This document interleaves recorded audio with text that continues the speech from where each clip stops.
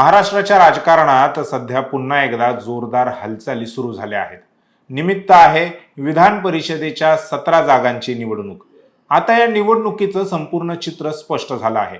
काल म्हणजेच 4 जून ही उमेदवारी अर्ज मागे घेण्याची शेवटची तारीख होती आणि या शेवटच्या दिवशी एक धक्कादायक आणि तितकीच मोठी बातमी समोर आली।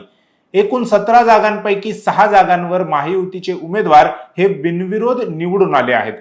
म्हणजेच प्रत्यक्ष मतदान होण्यापूर्वीच महायुतीने या निवडणुकीत 6-0 अशी मोठी आघाडी घेतली आहे आणि त्यांचं पारडं आता जड झालं आहे।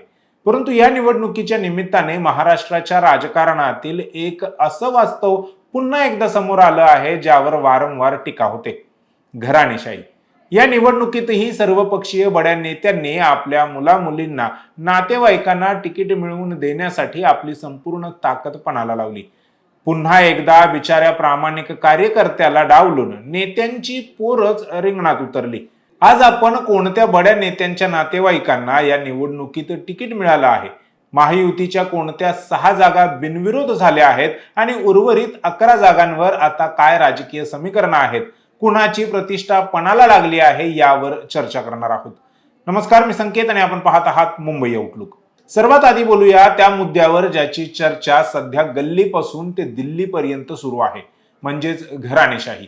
निवडणुका कोणत्याही असोत, लोकसभा, विधानसभा की अगदी स्थानिक स्वराज्य संस्थांच्या निवडणुका, राजकीय पक्षांचे नेते मंचांवरून नेहमी भाषण ठोकतात की आम्ही सामान्य कार्यकर्त्यांना संधी देणार, कार्यकर्त्यांना नेता बनवणार। परंतु जेव्हा प्रत्यक्षात तिकीट वाटपाची वेळ येते तेव्हा मात्र सामान्य कार्यकर्ता सतरंजा उचलण्यासाठी आणि घोषणा देण्यासाठीच ठेवला जातो।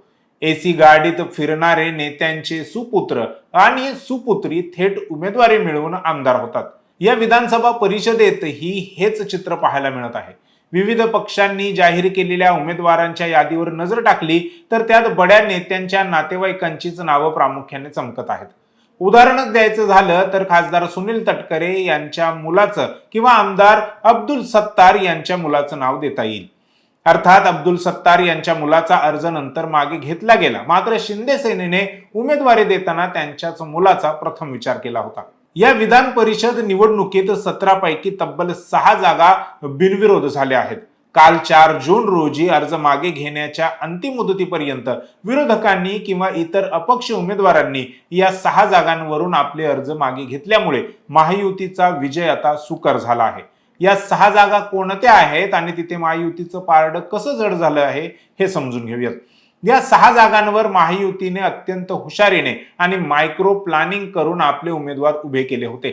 यामध्ये प्रामुख्याने विधानसभा सदस्यांद्वारे निवडून येणाऱ्या जागा आणि काही स्थानिक स्वराज्य संस्थांच्या जागांचा समावेश आहे। महायुतीकडे आमदारांचे संख्याबळ जास्त असल्यामुळे त्यांनी जितक्या जागा सहज जिंकता येतील तितकेच उमेदवार मैदानात उतरवले। महाविकास आघाडीने पाहिलं की काही जागांवर आपल्याकडे संख्याबळ कमी आहे, उगीच उमेदवार उभा करून पराभव पत्करण्यापेक्षा किंवा घोडेबाजार होऊ देण्यापेक्षा मवियाने काही जागांवरून आपले अतिरिक्त उमेदवार मागे घेणं हे शहाणपणाचं समजलं। तर काही जागांवर मवियाच्या उमेदवारांनी स्वतः उमेदवारी मागे घेतली, जसे कोकणात शिवसेना ठाकरे गटाचे उमेदवार बाळ माने यांनी केलं। नंतर त्यांची ठाकरेंनी पक्षातून हकालपट्टी केली, त्यांच्यावर आरोप लावले, हा भाग वेगळा। मात्र मवियाच्या उमेदवारांनी काही कारणांमुळे स्वतःहून माघार घेतली व त्यामुळेच महायुतीला 6 जागा निवडून न लढताच बिनविरोध मिळाल्या। या 6 जागा बिनविरोध आल्यामुळे महायुतीचा आत्मविश्वास गगनाला भिडला आहे। यामुळे त्यांचे संख्याबळ वाढलेच आहे, परंतु आगामी 11 जागांच्या लढतीसाठी त्यांची बरीचशी ऊर्जा आणि आर्थिक ताकद आता वाचली आहे। आता महायुती आपले संपूर्ण लक्ष उर्वरित जागांवर केंद्रित करू शकते, ज्याचा त्यांना फायदाही मिळू शकतो। 6 जागा जरी बिनविरोध झाल्या असल्या तरी पिक्चर अजून बाकी आहे, कारण उर्वरित 11 जागांवर काटेकी टक्कर पाहायला मिळणार आहे। या 11 जागांसाठी येत्या 18 जून रोजी मतदान होणार असून 20 जून रोजी मतमोजणी होणार आहे। म्हणजेच 20 जूनला दुपारपर्यंत विधान परिषदेचा खरा किंग कोण हे स्पष्ट होईल। या उर्वरित 11 जागांवर महायुती विरुद्ध महाविकास आघाडी असा थेट सामना रंगणार आहे। इथे कोणताही पक्ष माघार घ्यायला तयार नाही, कारण या जागा प्रतिष्ठेच्या बनल्या आहेत। यातील काही जागांवर स्थानिक पातळीवरील नेत्यांची वैयक्तिक ताकद पणाला लागली आहे।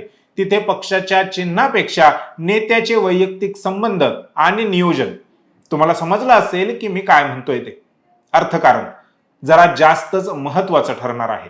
या 11 जागांपैकी ज्या जागा आमदारांमधून निवडल्या जाणार आहेत तिथे क्रॉस वोटिंग किंवा मतफुटीची मोठी शक्यता वर्तवली जात आहे.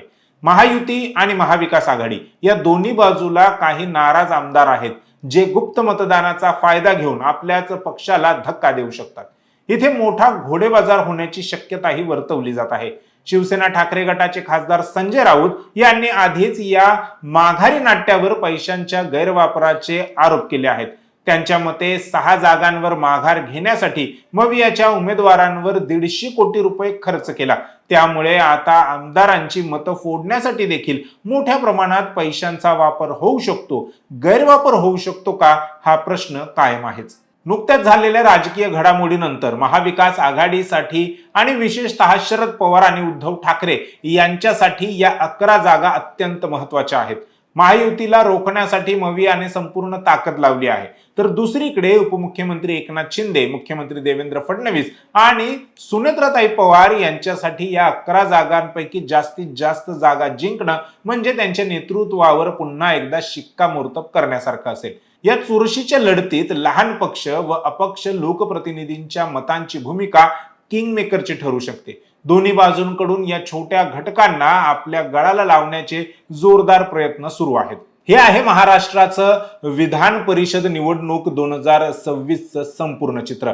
एका बाजूला 6 जागा जिंकून महायुतीने आधीच दणदणीत सुरुवात केली आहे, तर दुसऱ्या बाजूला 11 जागांवर राजकीय महासंग्राम पाहायला मिळणार आहे. परंतु या सगळ्या गदारोळात पुन्हा एकदा प्रश्न उरतो तो सामान्य कार्यकर्त्याचा. घराणेशाहीच्या या चक्रव्यूहात सामान्य घरातील तरुणाने राजकारणात कसं पुढे यायचं? नेत्यांची मुलं जर थेट आमदार होणार असतील तर तळागाळात काम करणाऱ्या कार्यकर्त्यांचे भविष्य काय? हा विचार करण्यासारखा प्रश्न आहे.